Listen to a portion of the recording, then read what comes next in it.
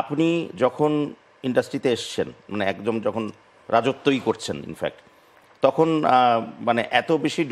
Dominate করেছেন ইন্ডাস্ট্রিকে যে অনেক নায়িকা যারা উঠতি বা আপনার পরবর্তী অবস্থানে যারা ছিল বা তারা আসতে চাচ্ছিলেন, তাদের অনেকেরই এরকম, যেরকম করে আপনি যখন নায়িকা হতে চেয়েছিলেন অনেকে সুপারসিড করে আপনার ক্যারেক্টারগুলো সামহাউ ম্যানেজ করেছেন বা অন্যভাবে চলে গেছে তাদের কাছে। তো আপনি কি এরকম করেছেন কখনো যে যখন আপনি সুপারস্টার তখন এরকম কি কখনো হয়েছে? কখনোই হয় নাই, আর আমি কখনো মনেই করি নাই যারা আগে ছিলেন, আগে তো একদম হাতে গোনাই ছিল আর কি, জিনাদেরও কিন্তু ওই ধরনের মনোভাব ছিল না, কখনোই ছিল না, কখনোই ছিল না। এটা হলো গিয়ে হয়তো পরিস্থিতি এগুলো হয়ে গেছে, হয়তো প্রোডিউসার ডাইরেক্টর হয়তো মনে করেছে, কিন্তু আমাদের শিল্পীদের মধ্যে কিন্তু এই ধরনের ছিল না সে সময়। সবার মধ্যে একটা সদ্ভাব ছিল, একদমই সদ্ভাব ছিল, কারণ এত ব্যস্ত ভাই, কাকে নিয়ে কি ভাববে যে কার ছবি নিব না, কার ছবিটা করবো না, আর বলুন তো ফেরত দিত যে আমার শিডিউল নাই বছরে, আমি করতে পারবো না। হ্যাঁ, ম্যাডাম শাবানাকেও দেখেছি, মনে করেন আমাদের, কারণ আমরা এক একদিন 3টা-4টা ছবি শুটিং করেছি, তাই এত প্রোডিউসার, এক প্রোডিউসার 4-5টা করে ছবি করছি, 4-5টা ডাইরেক্টরদেরকে নিয়ে। তো এইখানে আমি মনে করি যে এটা কোনো শিল্পীর আগে যারা ছিলেন, আমার সিনিয়র যারা, এদের কারোই কিন্তু ওই ধরনের মনোভাবই ছিল না যে একে মানে কোণঠাসা করবো, একে কোণঠাসা করবো না, এগুলো আমার মনে হয় না। কখনো এরকম ছিল যে রোজিনার সমকালীন যারা কাজ করছিলেন, যাদের কথা আপনি বললেন, তারা তো সিনিয়র ছিলেন, কিন্তু যারা আপনার সমকালীন ছিল তাদের সাথে আপনার কোনো টক্কর বা এনিমিটি বা জেলাসি এই টাইপের কোনো ব্যাপার ছিল কিনা? আমার সমকালীন তো মনে করো যে আমার পরে আসলো হলো দিথি, আসলো আর কি আসছে, আর তারপর চম্পা তার দিথির আগে আসছে,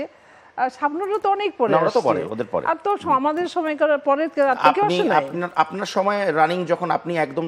পিক সময়, সে সময় মনে হয় সুচরিতা ম্যাম ছিলেন, আপনি ছিলেন। সুচরিতা ম্যাডাম তো আমার ওই যে ছবির কথা বললাম না, হ্যাঁ না, সেটা তো অবশ্যই আগে এসেছে, বাট ওই সময় আপনার সাথে সাথে কাজ তাদেরও ছিল, অঞ্জনা ম্যাম ছিলেন, হ্যাঁ, নতুন দিত সলোহীন মধ্যে পরে করেছে উনি, সবসময় দুইটা হিরো হিরোইন মানে ওনারাই ছিলেন, তারপরে কিন্তু আমি এসেছি। আচ্ছা, ইয়েতে অন্যায় অবিচার এই গল্পেতে আসি, মিঠুন চক্রবর্তী, আপনি, নূতন ম্যাম, তো সেই সময় আপনার কাস্টিংটা কি করে হয়েছিল? এটা আমি কক্সবাজারে ছিলাম, শুটিং করছিলাম, এত ব্যস্ত হঠাৎ করে দেখি হাসান ভাই একদম সন্ধ্যার সময় আমার ওপেলের তখন তো এত ডেভেলপ হয় নাই, নক করছে, তো আমার অ্যাসিস্ট্যান্ট বললো যে আপা হাসান ভাই আপনার সঙ্গে দেখা করতে চাই, হাসান স্যার, হাসান ইমাম ভাই, হ্যাঁ আমরা তো ভাই বলতাম, যে হাসান ইমাম স্যার আপনার সঙ্গে দেখা করতে চাচ্ছে। আমি হঠাৎ করে, যাই হোক, তখনও তো মোবাইলের প্রশ্নই ওঠে না, তারপর সন্ধ্যা হয়ে গেছে, সন্ধ্যার পরেই স্বাধীন শুটিং করে এসেছি, রেস্ট নিচ্ছিলাম, হ্যাঁ তোর সাথে দেখা করতে, মানে আগেকার মানুষ তুই করেই কথা বলতো, আমার ভালো লাগতো, তোর সাথে দেখা করতে আসলাম, হ্যাঁ আসেন, তো বসলি, তার বললেন আমরা একটা ছবি করছি কোঅপারেশনের বোম্বের সাথে, বোম্বে আর তোমার বোম্বে মানে ইন্ডিয়ার সাথে, তো সেই ডাইরেক্টরও এসছে আপনার হলো শক্তি সামন্ত। তো আমি বললাম, আর তখন তো আসলে আমি এত জানি না ভাইয়া, সত্যি কথা বলে দেবা, কেন তখন ভিসিআর নাই, অত ওরকম কোনো কিছু না, সবাই বোধহয় হয়েছে, টেলিভিশনে তো ওরকম ছিল না আর কি। তা আমি ঠিক আছে আসুক, তো আমাকে দেখলাম, কথাবার্তা হলো, নিয়ে বাঙালি ভাষায় কথা বলছে, তা বললো তোকে নিতে চাচ্ছি, আর মিঠুন চক্রবর্তী আছে, তো তখন শুনেছি মিঠুন চক্রবর্তী তোমার ডিস্কো